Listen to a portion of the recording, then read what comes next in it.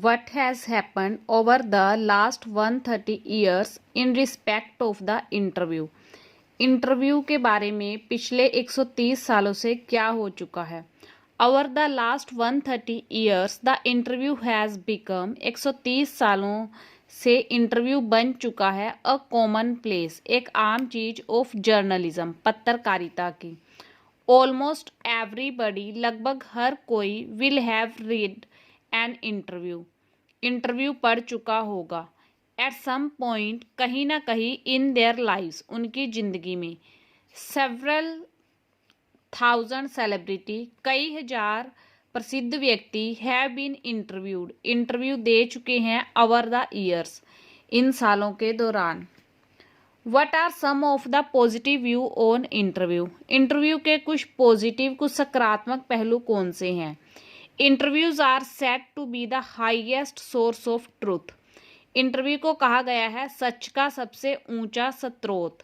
They are called a form of art, उसे कला का एक रूप कहा जाता है।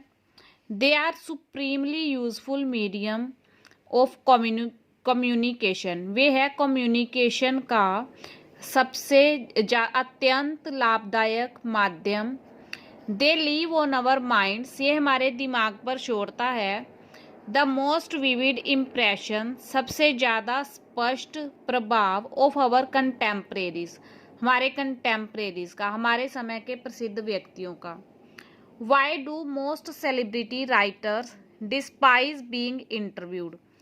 ज़्यादातर जो सेलिब्रिटी राइटर होते हैं, लेखक होते हैं, वो इंटरव्यू देने से नफरत क्यों करते हैं? बहुत नफरत, डिस्पाइज मतलब। Most celebrity despise the interview, ज़्यादातर सेलिब्रिटी इंटरव्यू से बहुत नफरत करते हैं। एज एन अनवेलकम इंट्रूजन, वो इसे मानते हैं बिना बुलाया इन हस्तक्षेप, इनटू देयर लाइव्स, उनकी लाइफ में। Some even feel wounded by them, कुछ इससे घायल फील करते हैं। दे हैव अ हॉरर, उन्हें डर है, ऑफ द इंटरव्यूअर, इंटरव्यू लेने वालों का। Kipling regarded interviewing as immoral, Kipling interview को मानता है अनैतिक। He called it a crime, वो इसे क्राइम कहता है, अपराध कहता है। विच मैरिट्स पनिशमेंट, जिसकी पनिशमेंट होनी चाहिए, जिसकी सजा दी जानी चाहिए। What do you understand by the expression thumbprint on the windpipe?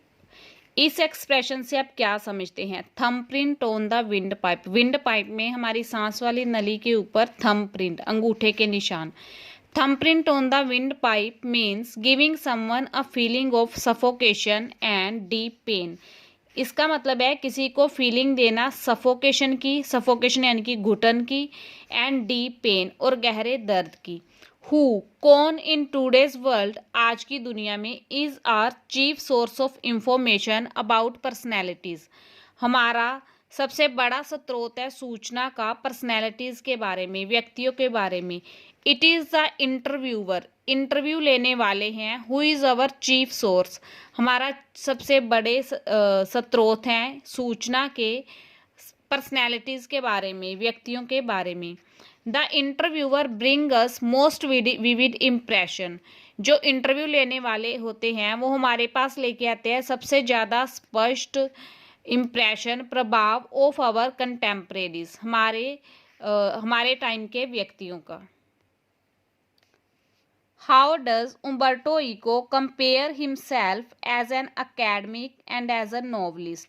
उम्बर्टो Eco खुद को एक शैक्षणिक और एक उपन्यासकार के तौर पे कैसे तुलना करता है? उम्बर्टो सेज दैट, उम्बर्टो कहता है कि he was first N academic, वो पहले एक शैक्षणिक है। He was a university professor, वो एक यूनिवर्सिटी प्रोफेसर था। हु रोट नॉवेल्स, जो नॉवेल्स लिखता था, ऑन संडेज, रविवार को। ही आइडेंटिफाइड हिमसेल्फ, वो खुद की पहचान करवाता है, विद द अकेडमिक कम्युनिटी, शैक्षणिक समुदाय के साथ, and not with the novelist community, ना कि उपन्यासकार समुदाय के साथ। How does Eco find the time to write so much? Eco को बहुत ज़्यादा लिखने का टाइम कैसे मिलता था? इको सेज दैट, इको कहता है कि each man has loads of vacant spaces, हर आदमी के पास होती हैं बहुत सारी खाली जगहें इन हिज लाइफ, उनकी लाइफ में। Eco made use of these vacant spaces, Eco ने यूज़ किया है इस खाली जगहों का फॉर हिज राइटिंग्स, अपनी राइटिंग के लिए, अपने लिखने के लिए। अबाउट हिज नॉवल राइटिंग, उसके नॉवल लिखने के बारे में। ही सेज, वो कहता है, I am a university professor, मैं एक यूनिवर्सिटी प्रोफेसर हूँ। हु राइट्स नॉवेल्स, जो नॉवल लिखता है ऑन संडेज, संडेज को, रविवार को। What is the reason for the huge success of the novel The Name of the Rose? The Name of the Rose जो नोवेल था उसकी बहुत बड़ी सफलता का क्या रीज़न था, क्या कारण था? The writer calls the huge success of the novel a mystery. लेखक कहता है कि नोवेल की जो बहुत बड़ी सक्सेस है, सफलता है, वो एक राज है, मिस्ट्री है।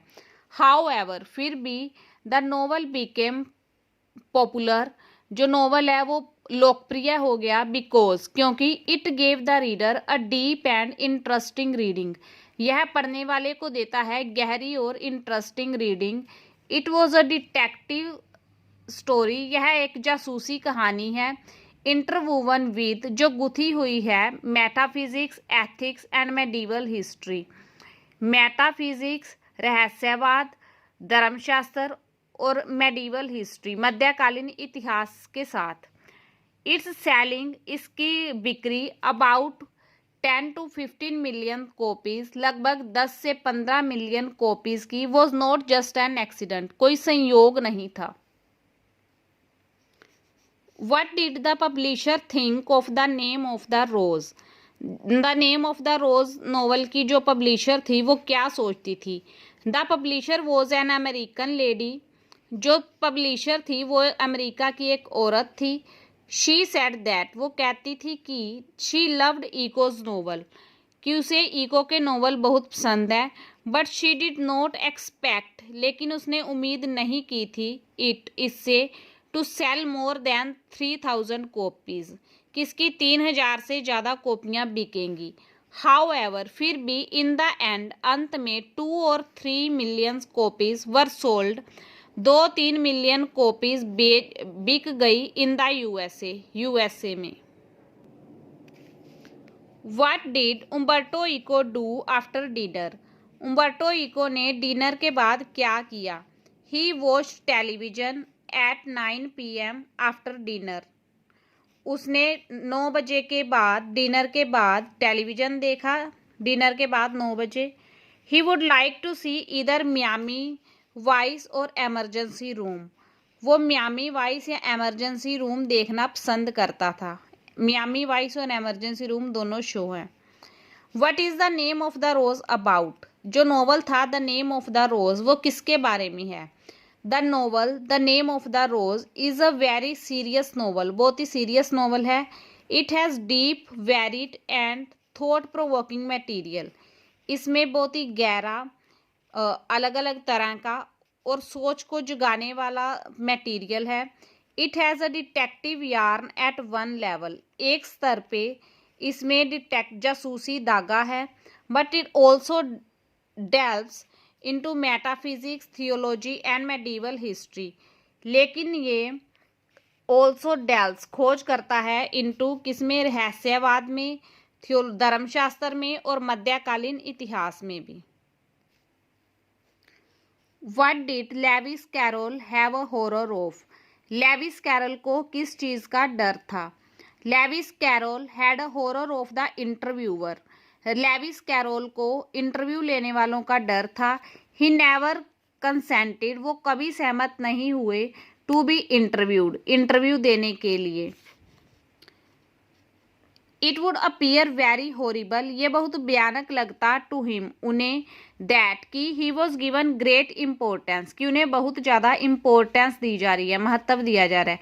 सो इसलिए ही ऑलवेज ट्राइड, उन्होंने हमेशा कोशिश की, टू रिपेल इंटरव्यूअर्स, इंटरव्यू लेने वालों से दूर रहने की, एंड प्रेसिस्टेंट पेटिशनर, और जिद्दी प्रार्थियों से, फॉर हिज ऑटोग्राफ्स, जो उसका ऑटोग्राफ मांगते हैं।